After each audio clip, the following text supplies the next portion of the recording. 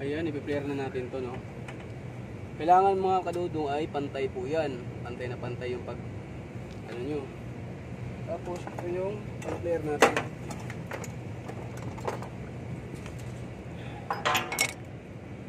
Bago ang lahat ay lalagyan mo natin ng insulation dun sa likod.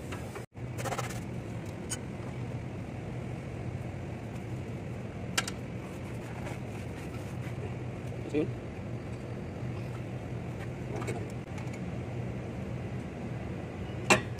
ilagay muna natin to, baka makalimutan to.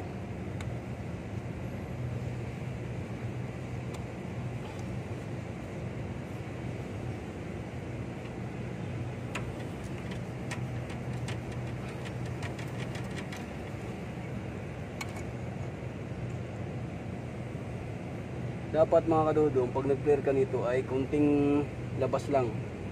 Ayan, kagaya niya, no? Kunting labas lang dito. Saka natin isarado to.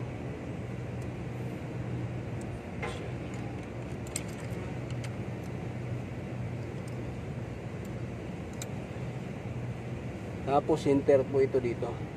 Tapos may palatandaan naman yan. Ikutin na natin to. Pag dalawang tunog, yun na po yun. Tingnan nyo kung may tutunog to, ah.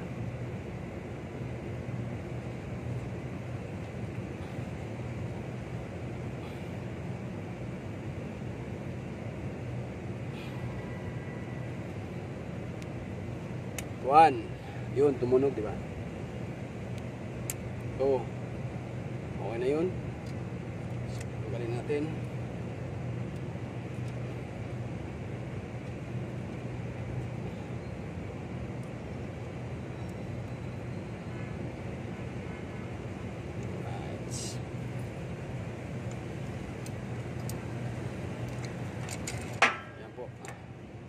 Ayan po, nagkaroon na po siya ng labi.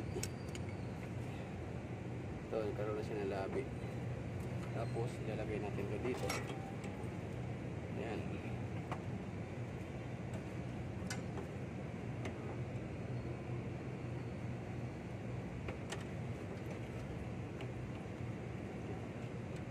Kailangan sakto at sakto, pansinin nyo mga kadudong, sakto dito.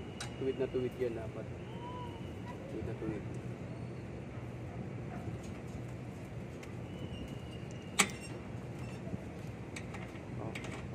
Yan. Yun yung magandang pag-flare na hindi lumalaban yung ito. Yan po yung tamang pag-flare. Ngayon, next natin to, saka na natin higpitan, next na naman natin to isa. Same process lang din po.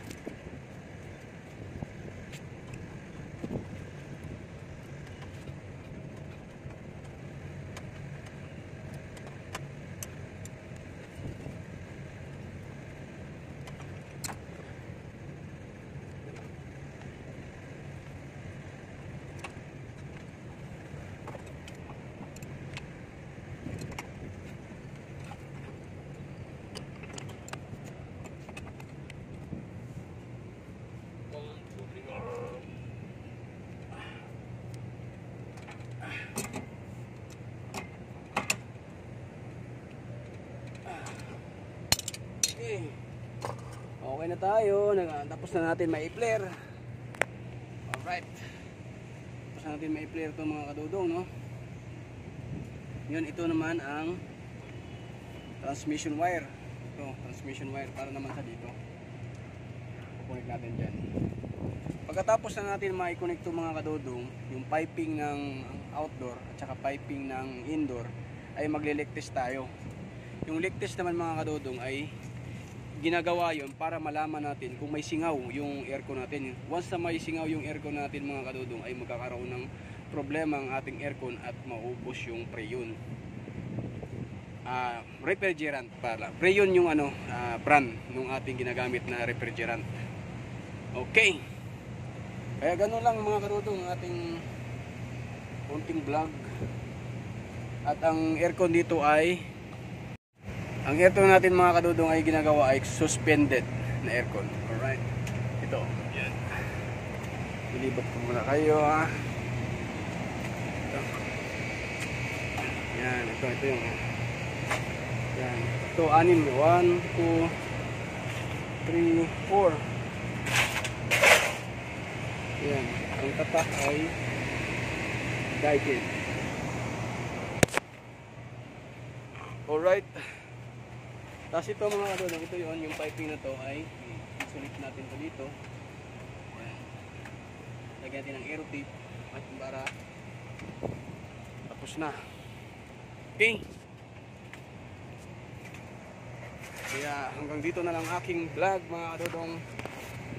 Sana nakakuha kayo ng idea kung paano mag-clear ng